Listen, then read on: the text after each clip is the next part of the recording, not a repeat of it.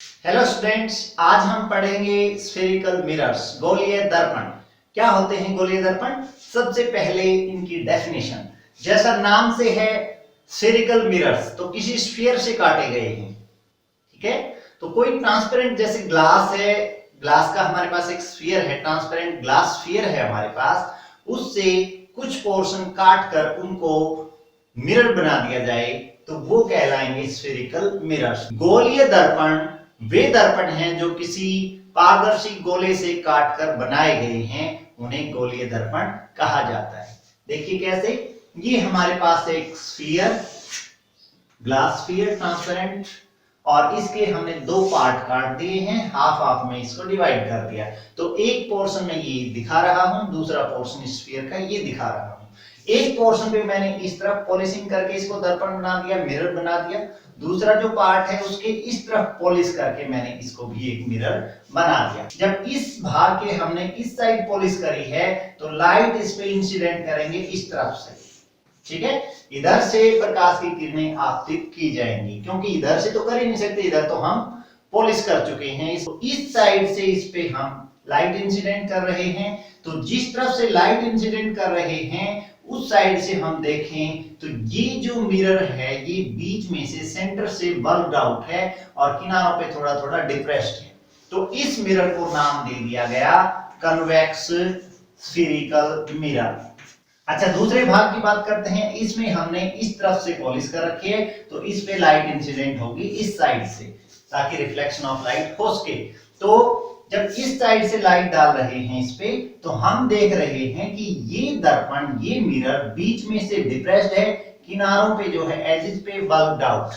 तो इस दर्पण को नाम दे दिया गया कॉन्केव स्फेरिकल मिरर। इसको हम हिंदी में उत्तल दर्पण या उत्तल गोलीय दर्पण बोलेंगे, और ये दूसरा हो जाएगा अवतल दर्पण। गोलीय दर्पण जो बीच में से बाहर की तरफ उभरा हुआ हो, किनारों पे अंदर की तरफ, उस दर्पण को हम उत्तल दर्पण कहते हैं।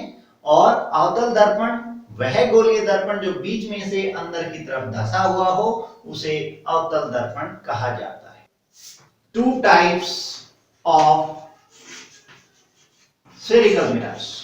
One is called convex spherical mirror and second one is concave spherical mirror. इसको याद रखने के लिए मैं एक उदाहरण बताता हूं। खाने वाली जो चम्मच होती है हमारी स्पून, उस स्पून में ये दोनों तरह के दर्पण बनते हैं, यानी कि उत्तल दर्पण भी और अवतल दर्पण भी उसमें बना हुआ होता है। तो देखिए, ये चम्मच का आकार इस तरह से होता है, तो जिस तरफ खाना डलता है उस साइड से लाइट इंसिडेंट करना, तो ये बीच में से डिप्रेस्ड है, बीच में से अंदर की तरफ धसी हुई, तो ये कौन सा दर्पण होगा? ये देखिए, इसके साथ हम कंपेयर करें, इधर से लाइट, तो ये खाना डलने वाला भाग जो है स्पून का, वो होता है कॉन्केव मिरर, यानी कि अवतल दर्पण। इसी तरह से इस स्पून को हम उल्टा कर दें तो यहां से आप देखिए, इधर भी आपको एक प्रतिबिंब दिखाई देगा, अपना चेहरा देखेंगे तो चेहरा भी दिखाई देगा। अब प्रकाश की किरणें यानी कि लाइट इधर से इंसिडेंट हो रही है, इधर से इंसिडेंट हो रही है, तो ये बीच में से उभार, बीच में से बाहर की तरफ निकला हुआ, ये देखिए, ये ऐसे, ये चम्मच ऐसे हो गई, इधर से लाइट इंसिडेंट हो रही है इस पे, ठीक है, तो ये बीच में से बाहर की तरफ उभरा हुआ, ये भाग बन जाएगा इसका स्पून के लिए कन्वेक्स मिरर, उत्तल दर्पण। तो ये पहचान के लिए एक आसान तरीका, स्पून का उदाहरण याद रखें। स्फेरिकल मिरर्स के बारे में आगे और डिटेल में स्टडी करने से पहले हम इनसे रिलेटेड छोटी छोटी टर्म्स पढ़ेंगे, क्योंकि आगे हमने इनके द्वारा इमेज फॉर्मेशन पढ़नी है, ये किस प्रकार के प्रतिबिंब बनाते हैं, और दर्पण सूत्र यानी कि मिरर फार्मूला। तो उससे पहले हम इन दर्पणों से संबंधित छोटे छोटे बिंदुओं को जानेंगे। गोलीय दर्पणों से संबंधित कुछ मुख्य बिंदु देखिए। मैं कौन सा एक गोलीय दर्पण ले लेता हूं, बताइए कौन सा गोलीय दर्पण लिया मैंने? ये है अवतल। अब देखो, ये जो यहां से लेकर और यहां तक इसकी जो लंबाई होती है, ठीक है, कम कर्वेचर होती है, ये लेंथ ऑफ कर्वेचर, इसको बोलेंगे हम aperture of the spherical mirror. क्या होगी ये? जैसे ये m पॉइंट, ये m डैश, तो ये m और m डैश के बीच जो लेंथ है उसको हम अपर्चर ऑफ द मिरर कहेंगे। यानी कि ये कर्वेचर कम होने के कारण अपर्चर को इस पॉइंट और इस पॉइंट को सीधा मिलाने से जो स्ट्रेट लाइन मिलती है इसकी लेंथ को भी हम अपर्चर ही मानते हैं। इस अपर्चर का जो मिड पॉइंट है, सेंटर पॉइंट है, अपर्चर का मध्य बिंदु, इसको हम बोलते हैं pole of the mirror. Pole of the mirror denoted by P। ठीक है, ध्रुव, हिंदी में बोलते हैं इसको ध्रुव, P से दर्शाया जाता है। अच्छा, अब बात आती है जिस गोले से काटा गया है, ये देखिए गोला इधर पूरा होगा इसका, जिस स्फीयर से इसको काट के कॉनकेव मिरर बनाया, ये मैंने डॉटेड करके वो स्फीयर दिखाया है। तो इस स्फीयर में एक सेंटर रहा होगा, हर एक स्फीयर का एक सेंटर होता है, तो वो सेंटर ये दिखा, ठीक है।